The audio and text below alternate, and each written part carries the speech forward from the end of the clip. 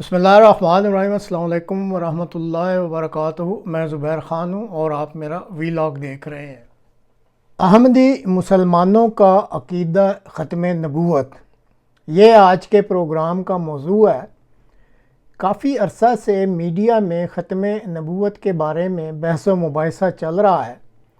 गैर अहमदी मुसलमानों की तरफ से अहमदी मुसलमानों पर इल्ज़ाम लगाया जाता है कि वो ख़त्म नबूवत पर यकीन नहीं रखते। इस बारे में अहमदी मुसलमानों की तरफ से भी नुक्ता नज़र पेश किया जाता है। 15 मार्च साल 1987 में अहमदिया मुस्लिम जमात के चौथे सरबराह हज़रत मिर्ज़ा ताहिर अहमद रहमुल्लाह ताला की मजलिस सवाल जवाब में एक सवाल किया गया। जो ये सवाल किया गया वो ये था, तमाम मुसलमानों का ये मुत्तफ़िक़ा अक़ीदा है और उनके मुताबिक इसकी बुनियाद कुरान मजीद पर है कि हज़रत सल्लल्लाहु अलैहि वसल्लम ख़ातमुन नबिय्यीन हैं और आखिरी नबी हैं। इसके बाद जमात अहमदिया मिर्ज़ा ग़ुलाम अहमद कादियानी अलैहिस्सलातो वस्सलाम को नबी मानती है और ये एक ऐसा अक़ीदा है जो किसी मुसलमान के लिए भी काबिल कबूल नहीं है।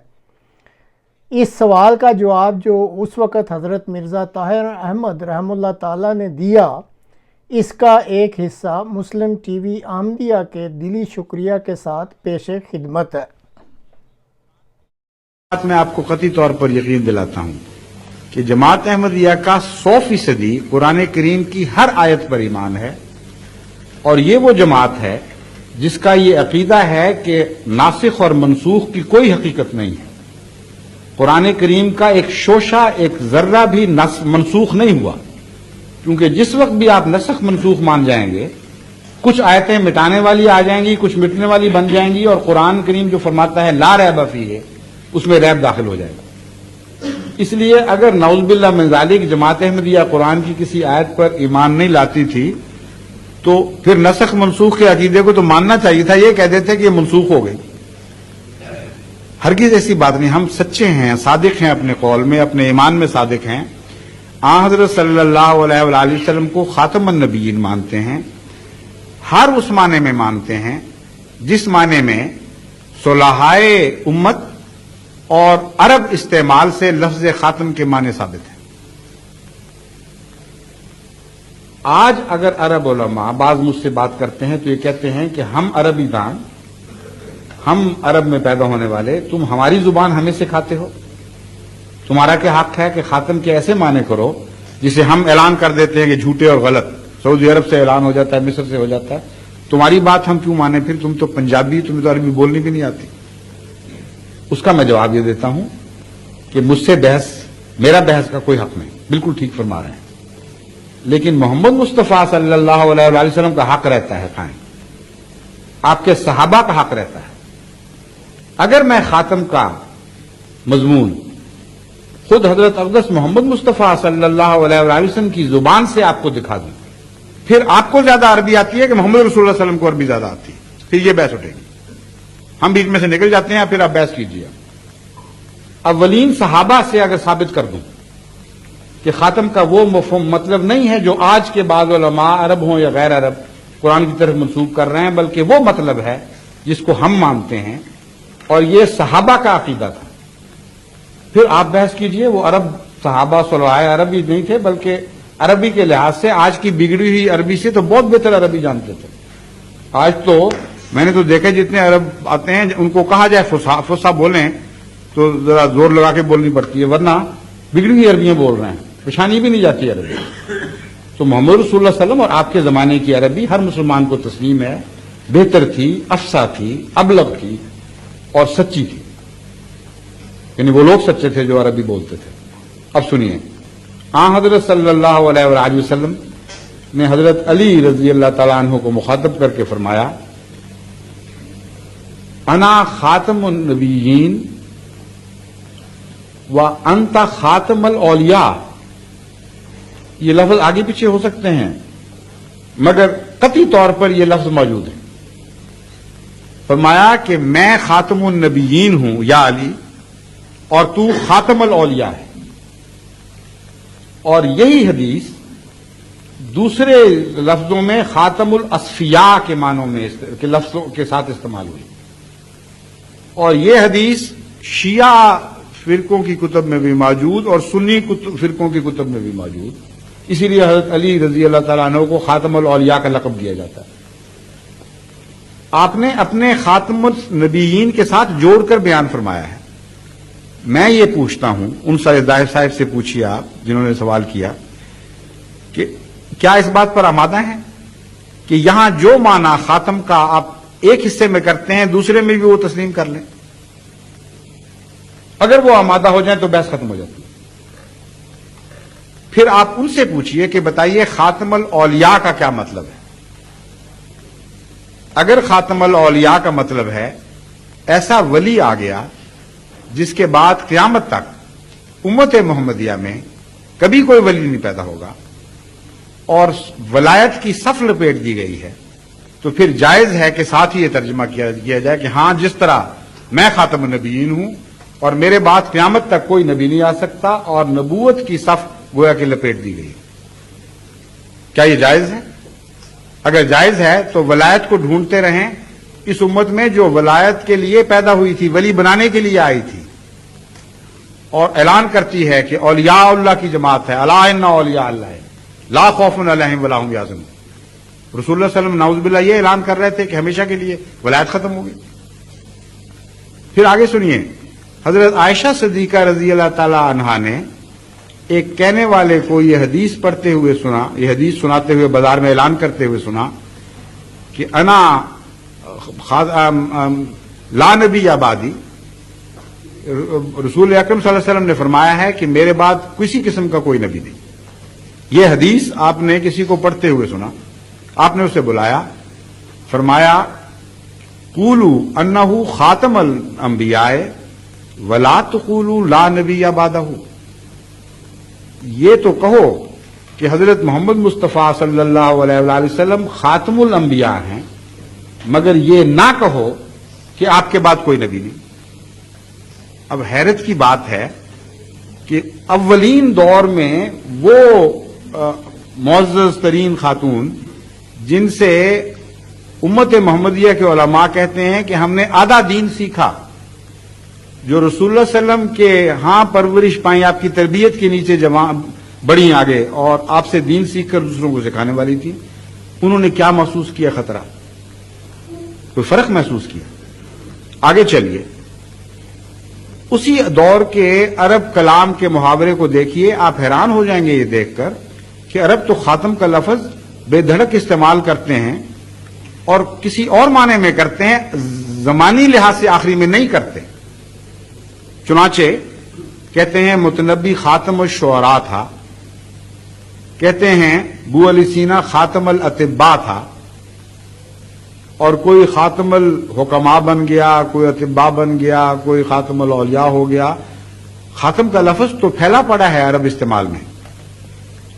کیا یہ مطلب ہے کہ ابو علی سینا کے بعد کبھی کوئی طبیب پیدا نہیں ہوگا؟ کیا یہ مطلب ہے کہ متنبی کے بعد کوئی شاعر پیدا نہیں ہوگا؟ اگر تقویٰ سے کام لینا ہے، سمجھنے کی کوشش کرنی ہے تو تلاش تو کریں کیا مطلب ہے۔ مطلب یہ ہے کہ جب کوئی کسی کو یہ کمپلیمنٹ دینا چاہے، یہ اعلان کرنا چاہے کہ میں تجھ سے افضل کسی کو نہیں سمجھتا، تجھ سے بالا کسی کو نہیں سمجھتا، تو آخری لفظ ہے اس میں، لاسٹ ورڈ ہے، تو اس وقت عرب خاتم کا لفظ استعمال کرتا ہے۔ انسان کے استعمال میں تو غلطی ہو سکتی ہے، متنبی کے بعد بھی اس سے بہتر آ سکتے تھے، لیکن متنبی کو خاتم کہنے والے نے، متنبی کو خاتم کہنے والے نے انہی معنوں میں خاتم کہا کہ میرے نزدیک تیرا مقام شعراء میں سب سے افضل ہے، اور ابو علی سینا کو اطباء میں خاتم کہنے والے نے یہی مراد لی کہ اس کا مقام سب سے افضل ہے۔ انسان جیسا کہ میں نے بیان کیا، نہ عالم الغیب، نہ اس کو ذاتی طور پر دل میں ڈوبنے کی طاقت، اس کو کیا پتا کہ کیسا ہے، مگر اللہ جب گواہی دیتا ہے، اور اللہ نے ایک بار گواہی دی ہے خاتم کی۔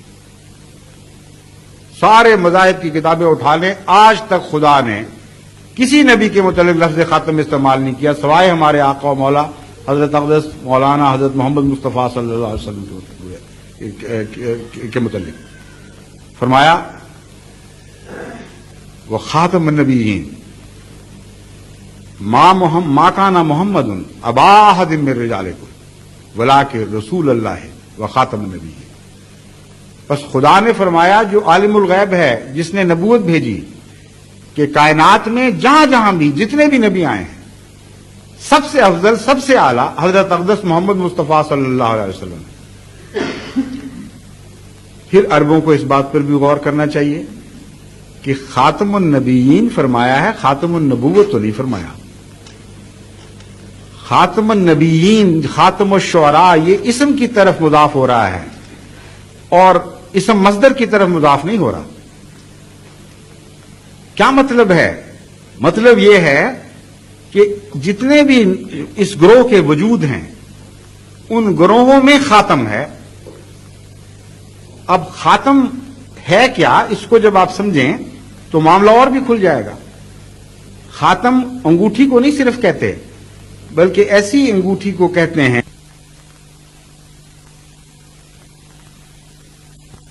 تصدیق کے لیے آتی ہے، جھٹلانے کے لیے نہیں آتی۔ تو فرمایا ایسا رسول آیا جس نے سب نبیوں کی تصدیق فرما دی۔ چنانچہ دوسرا معنی یہ بنا کہ خاتم کا مطلب مصدق آ گیا نبیوں کا، اور یہ بات جو ہے یہ حیرت انگیز اسلام کی سچائی کا اعلان ہے۔ عجیب بات ہے، جو مسلمان ان معارف کو نہیں سمجھتے وہ اس سے فائدہ ہی نہیں اٹھاتے۔ قرآن یہ اعلان فرما رہا تھا کہ آج تک دنیا میں کوئی ایسا نبی نہیں آیا جس نے تمام دنیا کے نبیوں کی تصدیق کی ہو۔ یہ تاریخی انقلابی واقعہ پیدا ہوا ہے کہ محمد مصطفیٰ صلی اللہ علیہ وآلہ وسلم ظاہر ہوئے، جو یہ اعلان کر رہے ہیں کہ دنیا میں جس دنیا کے پردے پہ بھی کوئی نبی آیا وہ خدا کا نبی ہو سچا تھا، اور سب پر ایمان لانا جزو ایمان قرار دے دے۔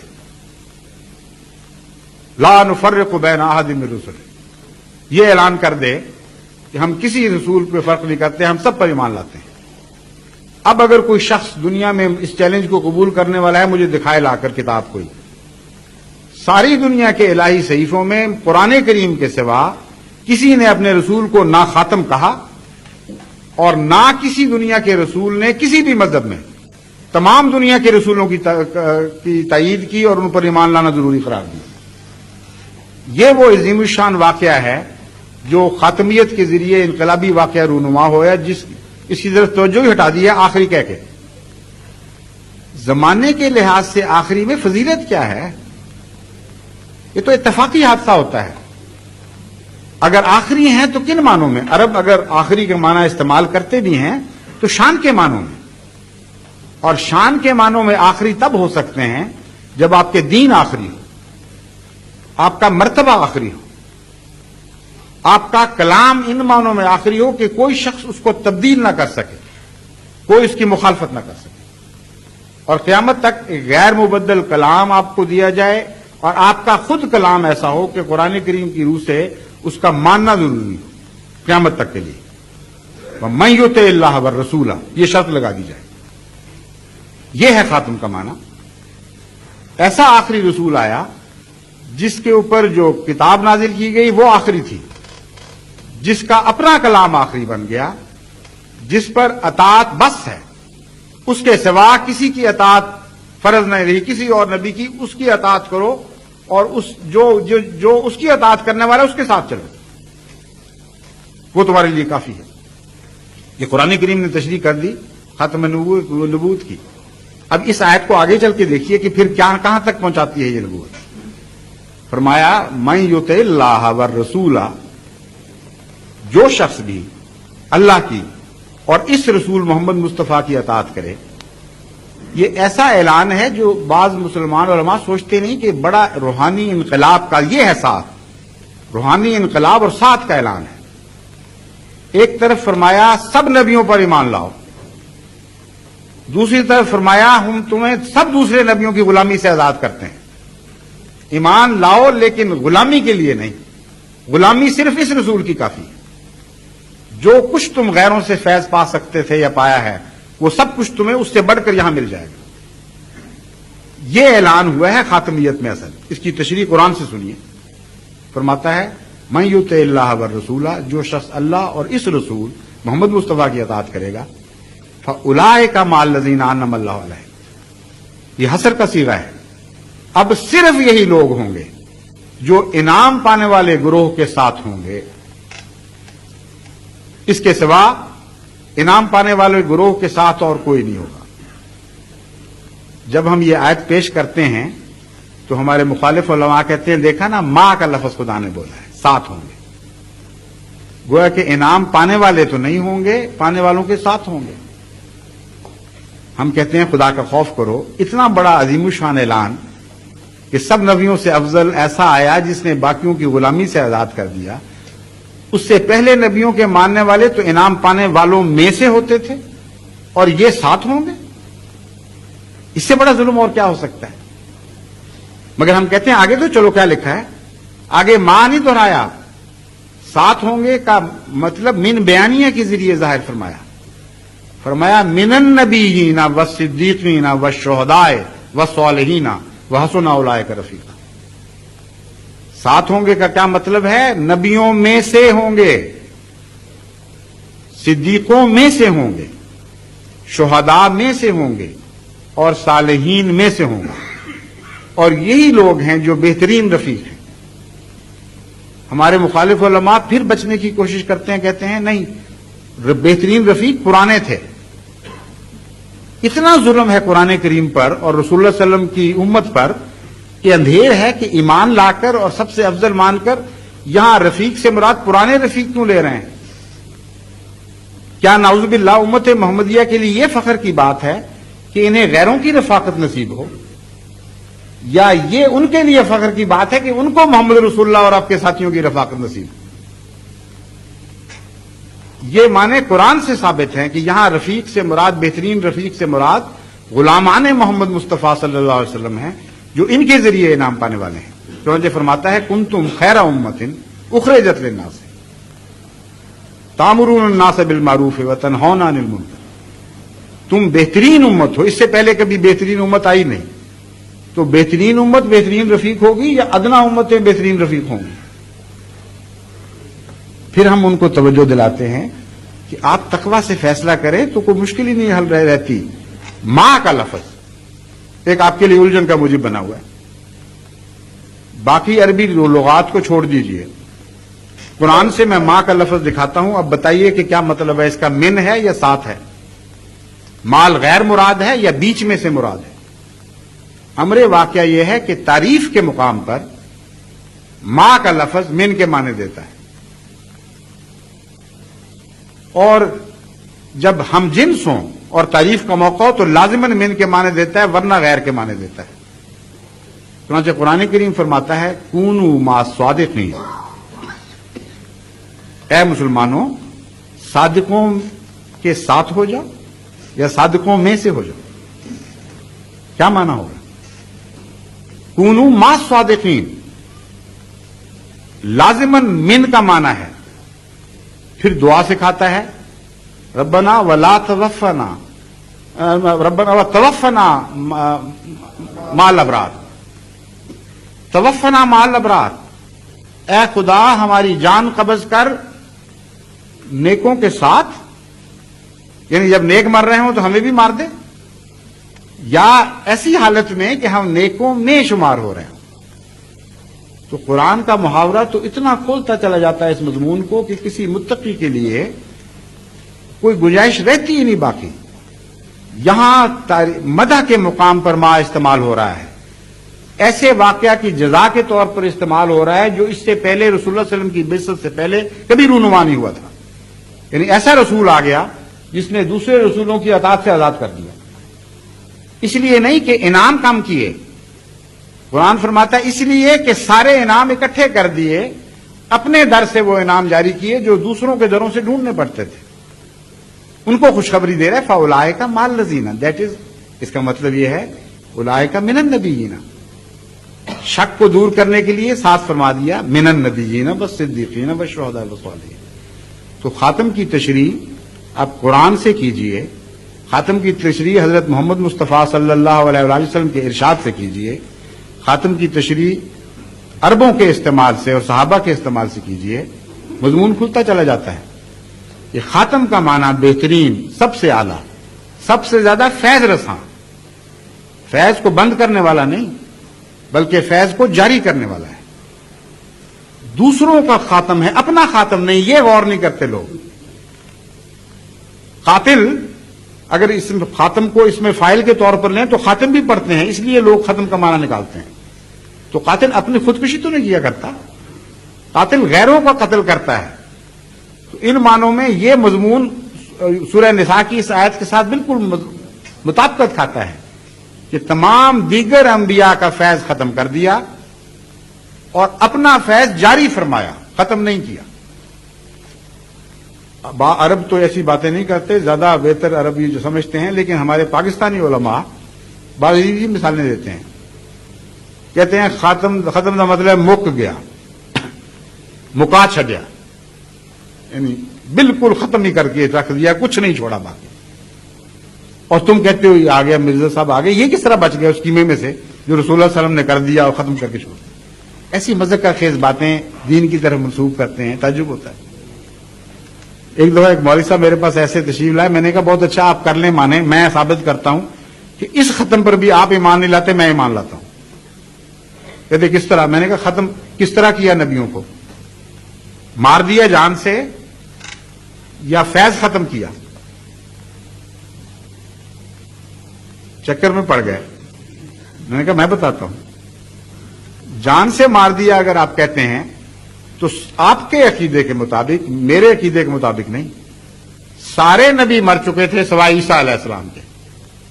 ٹیسٹ کیس تھا. اگر جسمانی طور پر ختم کرنے والے تھے تو عیسیٰ کو کیوں نہ مارا؟ کیا یہ خاتمیت زمین تک محدود تھی؟ حالانکہ خود سارے علماء مانتے ہیں کہ اس خاتمیت کا تعلق، چونکہ آپ عالمین کے لیے رحمت ہیں، اس لیے آپ کی خاتمیت بھی عالم پر حاوی ہے. تو وہاں کیوں نہ پہنچی خاتمیت؟ عیسیٰ کو کیوں نہ جان سے مار دیا؟ ایک عقیدہ آپ نے مان لیا کہ جسمانی خاتم نہیں تھے، میں کہتا ہوں خاتم تھے. میں کہتا ہوں ایک بھی نبی زندہ نہیں تھا اس وقت.